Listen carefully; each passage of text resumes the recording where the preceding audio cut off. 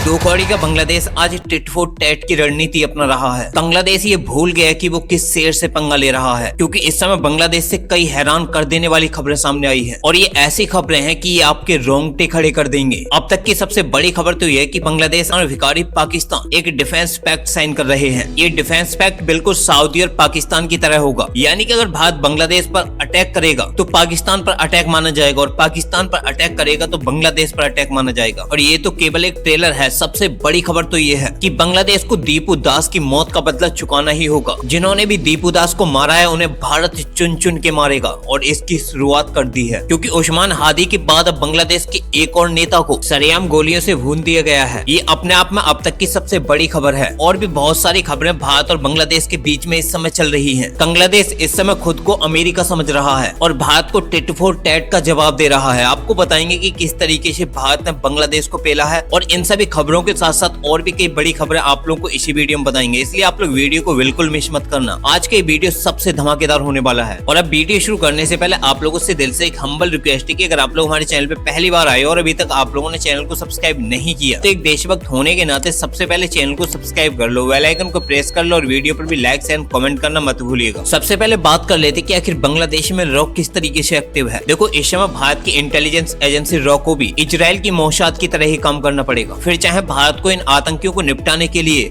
Israel की मदद ही क्यों न लेनी पड़े। और जल्द से जल्द बांग्लादेश के अंदर जितने भी आतंकवादी नेता हैं उन्हें निपटाना ही पड़ेगा, वरना इन द फ्यूचर भारत के लिए एक बड़ी दिक्कत हो सकती है। नेता बनने से पहले इनके अंदर डर पैदा करना होगा कि भारत के खिलाफ एक शब्द बोले तो 10 बार सोचकर बोले, क्योंकि जब तक इन आतंकियों के अंदर डर पैदा नहीं होगा तब तक ये भारत के खिलाफ इसी तरीके से जहर उगलता रहेंगे। इसलिए अब समय आ गया कि भारत को लार्ज स्केल पर बांग्लादेश के अंदर ऑपरेशन शुरू करने पड़ेंगे, क्योंकि खबरें आ रही हैं कि बांग्लादेश के अंदर एक और आतंकवादी नेता को मार दिया गया और इस मौत से अभी तक दीपू चंद दास का बदला पूरा नहीं हुआ, क्योंकि जिन जिन ने भी दीपू दास चंद को बुरी तरीके से बांग्लादेश के अंदर पीट पीट कर मारा था उन्हें अपनी जान देकर ही मौत का खामियाजा भुगतना पड़ेगा। अब सबसे पहले आप लोग ये आर्टिकल देखो जिसमें साफ है कि amid unrest and calls for home adviser resignation another leader shoot in Bangladesh, यानी कि बांग्लादेश के अंदर प्रोटेस्ट है वो और भी तेज हो गए हैं और बांग्लादेश का जो होम एडवाइजर है मोहम्मद यूनुस उसे भी हटाने की वकालत हो रही है। आपको बता दें कि जिस नेता को गोली मारी गई है उसका नाम है मोतलेब सिकंदर, लेकिन वैसे तो ये गोली लगने से बच गया क्योंकि गोली मिस हो गई थी, वरना मारा हेडशॉट ही गया था। गनीमत रही कि इसके दिन अच्छे थे, क्योंकि खुलना शहर में दिन दहाड़े गोली लगने के बाद मोतलेब सिकंदर की हालत अब स्थिर है और वह खतरे से भी बाहर है। लेकिन भारत के खिलाफ अगर ये अब बोला तो इसे बख्शा नहीं जाएगा, क्योंकि उस्मान हादी की मौत के बाद ये दूसरा केस है जब बांग्लादेश के अंदर गोलियां चली हैं। आपको बता दें कि नेशनल सिटीजन पार्टी का जो ये नेता था मोतलेब सिकंदर, इसने ही शेख हसीना सरकार को गिराने वाले जुलाई के विद्रोह का नेतृत्व किया था। और इन खबरों के बीच अब खबरें आ रही कि पीएम मोदी जी जल्द ही बांग्लादेश के अंदर इंटरवेंशन कर सकते हैं और अगर गलती से भी पीएम मोदी जी का बांग्लादेश में इंटरवेंशन हुआ तो मोहम्मद यूनुस का खत्म हो जाएगा, क्योंकि इस समय भारत भी बांग्लादेश पर हमले की वजह ढूंढ रहा है कि बांग्लादेश के ये आतंकवादी गलती से भारत पर हमला करें ताकि पाकिस्तान की तरह इन्हें भी पेला जाए। अब आप लोग चाहें तो खुद ही आर्टिकल देखो जिसमें साफ है कि Indian students in Bangladesh distressed medical body urges PM Modi for urgent intervention. आपको बता दें कि all India medical student association यानी कि एम्स ने पीएम मोदी जी से अपील की है कि बांग्लादेश के अंदर जो भारतीय स्टूडेंट पढ़ रहे हैं उन्होंने एम्स से अपील की है कि जल्द से जल्द मोदी जी को बांग्लादेश के अंदर इंटरफेरेंस करना चाहिए, क्योंकि एम्स ने पीएम मोदी जी से अपील करते हुए बताया कि बांग्लादेश के अंदर जो भारतीय स्टूडेंट रह रहे हैं अब वो बेहद ही परेशान है। कुछ तो ऐसी परिस्थितियों में रह रहे हैं जिनका अनुमान भी नहीं लगाया जा सकता, यानी कि बांग्लादेश के अंदर जितने भी मेडिकल स्टूडेंट हैं वो सभी मोदी सरकार से यह अपील कर रहे हैं कि मोदी जी जल्द से जल्द बांग्लादेश के अंदर इंटरवेंशन करें, क्योंकि जब तक मोदी सरकार बांग्लादेश के अंदर इंटरवेंशन नहीं करेगी, बांग्लादेश के अंदर किसी बड़े ऑपरेशन को अंजाम नहीं देगी, तब तक बांग्लादेश के अंदर भी हालात सुधरने वाले नहीं हैं। बांग्लादेश के अंदर भारत को हालात सुधारने के लिए सीक्रेट ऑपरेशन करने होंगे। इजराइल की तरह भारत को भी बांग्लादेश के अंदर रह रहे लोगों के अंदर डर पैदा करना होगा, ताकि भारत के खिलाफ एक शब्द बोलने से पहले ये आतंकवादी 10 बार सोचें, क्योंकि भारत ने अगर 2-3 ऑपरेशन भी बांग्लादेश के अंदर कर दिए तो फिर बांग्लादेश के अंदर एक ऐसा डर पैदा होगा जिसका अंदाजा बांग्लादेशी लगा भी नहीं सकते, क्योंकि भारत का बांग्लादेश के अंदर इंटरवेंशन न करना, बांग्लादेश जैसा भिखारी देश भी भारत के साथ टिट फॉर टैट की रणनीति अपना रहा है। भारत से जंग लड़ने के लिए बांग्लादेश लगातार हथियार खरीद रहा है और अब पाकिस्तान के साथ भी डिफेंस पैक्ट साइन करने की तैयारी में है। यानी कि जिन देश की आर्मी और नेताओं से अपने खुद के देश नहीं संभाले जा रहे, वो देश ये प्लानिंग कर रहे हैं कि वो भारत के खिलाफ जंग लड़ेंगे और भारत के हमलों से एक दूसरे को बचा लेंगे। हालांकि भारत के prime minister Modi ji action तो ले रहे हैं, लेकिन धीरे धीरे। उनकी तरफ से पहला हमला भारत में छिपे गद्दारों पर हुआ है। पीएम मोदी जी ने इस बार खुलकर कांग्रेस पर हमला बोला है कि कांग्रेस ही भारत की वो पार्टी है जो लगातार बांग्लादेशियों को छिपा रही है। जो बांग्लादेशी आतंकवादी भारत के हिंदुओं पर बांग्लादेश में हमला कर रहे हैं, उन्हें बांग्लादेशियों को छुपने की जगह दे रही है। आप लोग चाहे तो खुद ही आर्टिकल देखो, जिसमें साफ है कि Congress settled illegal Bangladeshi migrants in Assam, PM Modi. और ये हमला कांग्रेस पर पीएम मोदी जी की तरफ से उस समय किया गया है जब भारत और बांग्लादेश के हालात बद से बदतर हो गए हैं। आपको बता दें कि भारत सरकार बेशक बांग्लादेश के साथ अपने रिलेशन एक बार फिर से रिस्टोर करने की कोशिश कर रही हो, दोनों ही देशों के बीच में डिप्लोमेटिक रिलेशन बनाने की कोशिश कर रही हो, लेकिन एक बात साफ है कि बांग्लादेश के अंदर अब कुछ नहीं बचा जिससे कि भारत और बांग्लादेश के अंदर डिप्लोमेटिकली रिलेशन फिर से सुधर सकते हैं, क्योंकि बांग्लादेश भी अब पूरी तरीके से इस्लामिस्ट कंट्री बन चुका है। पाकिस्तान का ISI पूरी तरीके से एक्टिव हो चुका है। बांग्लादेश का जो जेएनजी है उसका पूरी तरीके से ब्रेन वॉश हो चुका है। इसलिए बांग्लादेश के अंदर भारत के लिए कुछ भी नहीं बचा है सिवाय बांग्लादेश के अंदर बड़े बड़े ऑपरेशंस के। अब आपको बता दें कि बांग्लादेश के अंदर क्या रणनीति चल रही है। देखो, जिस तरीके से चाइना डायरेक्टली भारत के साथ एक फ्रंट वॉर में नहीं आना चाहता, उसी तरीके से पाकिस्तान ने भी एक बड़ी रणनीति अपनाई है कि अब पाकिस्तान भी डायरेक्टली भारत के साथ वॉर में नहीं आना चाहता। अब सारे काम बांग्लादेश के बॉर्डर से होने वाले हैं। बांग्लादेश के अंदर से ही टेररिस्ट भारत में आएंगे, बांग्लादेश के अंदर से ही भारत पर अटैक होगा और अब भारत बांग्लादेश के साथ ही एक नया युद्ध छेड़ेगा। इसलिए भारत के पास बांग्लादेश के अंदर केवल दो ही ऑप्शन है, या तो भारत बांग्लादेश के साथ एक बड़ा युद्ध शुरू कर दे, या फिर इजराइल की तरह भारत की इंटेलिजेंस एजेंसियां पूरी तरीके से बांग्लादेश में एक्टिव हो जाएं और चुन चुन कर इन सभी ISI के आतंकवादियों को मार दें। यानी कि भारत को अब सीक्रेटली लार्ज स्केल पर काम करना ही होगा अगर बांग्लादेश के आतंकवादियों से निपटना है तो, क्योंकि बांग्लादेश किस हद तक पागल हो चुका है। आप लोग ये आर्टिकल देख लो ताकि आप लोगों को भी थोड़ा सा समझ आ जाए। दरअसल ये बात तो आपको ही बताई कि बांग्लादेश के अंदर हिंदुओं पर लगातार अटैक हो रहे हैं। बांग्लादेश के अंदर भारतीय इस समय सदमे में है। अब जैसे ही भारत ने बांग्लादेश को जवाब देने के लिए बांग्लादेश के वीजा को सस्पेंड किया, तो बांग्लादेश ने यहाँ पर टिट फॉर टैट की रणनीति अपनाते हुए भारत की तरह वीजा सर्विस को ही सस्पेंड कर दिया। अब आपको दिखाते हैं कि ये बांग्लादेश किस तरीके से खुद को अंबानी की औलाद समझ रहे हैं। जिनके यहाँ खाने के लिए दाने नहीं है, वो भी भारत से अब टिट फॉर टैट का गेम खेलना चाहते हैं। आप लोग ये आर्टिकल देखो, जिसमें साफ है कि Bangladesh suspends visa services for Indians in tit for tat move amid tense ties. यानी कि जैसे Indian visa application centre ABAC की तरफ से बांग्लादेशियों के लिए वीजा सस्पेंड किया गया, तो उसके तुरंत बाद पाकिस्तान की तरह ही बांग्लादेश की गवर्नमेंट ने भी बांग्लादेशियों को खुश करने के लिए एक्शन ले लिया। ये बिल्कुल वैसा ही है जैसा भिखारी पाकिस्तान भी भारत के साथ अपने एयर स्पेस को लेकर कर रहा है। जैसे पाकिस्तान ने अपने एयर स्पेस को भारत के लिए बंद कर रखा है। अब मजे की बात तो यह है कि उसके बाद भी बांग्लादेश यही नहीं रुका, बल्कि बांग्लादेश का जो विदेश मंत्रालय है वो लगातार भारत के विदेश मंत्रालय के साथ भी भिड़ रहा है, क्योंकि आप लोगों को पता है कि बांग्लादेश के अंदर भारत का जो हाई कमीशन है उस पर कितना बड़ा अटैक हुआ है। बांग्लादेशी विद्रोहियों ने लगातार उसे जलाने की कोशिश की है, भारत के हाई कमीशन को बर्बाद करने की कोशिश की है। उसके बावजूद भारत ने बांग्लादेश से कुछ नहीं कहा, लेकिन 25 वर्षीय दीपू चंद दास की भयानक हत्या के बाद पूरे भारत में आक्रोश फैला हुआ है और यही वजह थी कि भारत ने बांग्लादेश के हाई कमीशन के सामने भी शांतिपूर्वक विरोध प्रदर्शन किए थे, जिसके बाद बांग्लादेशी मीडिया ने यहाँ से बड़ा चढ़ाकर खबरें इंटरनेशनल मीडिया तक में फैला दी कि भारत के अंदर बांग्लादेश के हाई कमीशन पर अटैक हुआ है। अब इन सब के बाद भारत के विदेश मंत्रालय ने बांग्लादेशी मीडिया के इन दावों को पूरी तरीके से खारिज कर दिया और इन्हें झूठा बताकर भारत के खिलाफ एक नया प्रोपेगेंडा बता दिया। आप लोग चाहे तो खुद ही आर्टिकल देखो, जिसमें साफ है कि India rejects Delhi protest propaganda, Bangladesh scale back threat. अब ये बांग्लादेश इस समय इतनी हवाबाजी में है कि खुद को भिखारी नहीं बल्कि अंबानी की तरह अरबपति समझ रहा है। दरअसल पाकिस्तानियों की तरह जल्दी ये भीख मांगने के लिए मजबूर होने वाले हैं, लेकिन इनकी अकड़ नहीं निकल रही है। और अब बांग्लादेश ने भारत के विदेश मंत्रालय का जो कमेंट्स था कि बांग्लादेश की मीडिया पूरी प्लानिंग के साथ भारत को बदनाम करने की कोशिश कर रही है, तो उसके कुछ घंटे बाद ही बांग्लादेश ने भारत के इन सभी बयानों को रिजेक्ट कर दिया। आप लोग खुद ही आर्टिकल देखो। Bangladesh rejects MEA comments over demonstrations in front of its high commission in new Delhi. यानी कि बांग्लादेश की इंटर्म गवर्नमेंट का जो फॉरेन अफेयर एडवाइजर है तौहीद हुसैन, उसने भारत पर आरोप लगाते हुए दावा किया है कि भारत लगातार बांग्लादेशी मीडिया को बदनाम करने की कोशिश कर रहा है और ऐसे ही मिसलीडिंग प्रोपेगेंडा को फैला रहा है। यानी कि बांग्लादेश से जो खबरें आ रही हैं उनसे ये साफ हो गया कि बांग्लादेश किसी भी कीमत पर भारत के साथ अच्छे रिलेशन नहीं चाहता। फिर भारत क्यों बांग्लादेश के साथ अच्छे रिलेशन बनाए रखने की कोशिश कर रहा है? बांग्लादेश को जिस भाषा में समझना है उसी भाषा में भारत समझाए। फिलहाल आप लोग इन खबरों पर क्या कहना चाहते हो, अपनी राय भी कमेंट्स बॉक्स में जरूर बताना। और इस वीडियो में इतना ही, मिलते हैं एक नई वीडियो के साथ, तब तक के लिए जय हिंद जय भारत।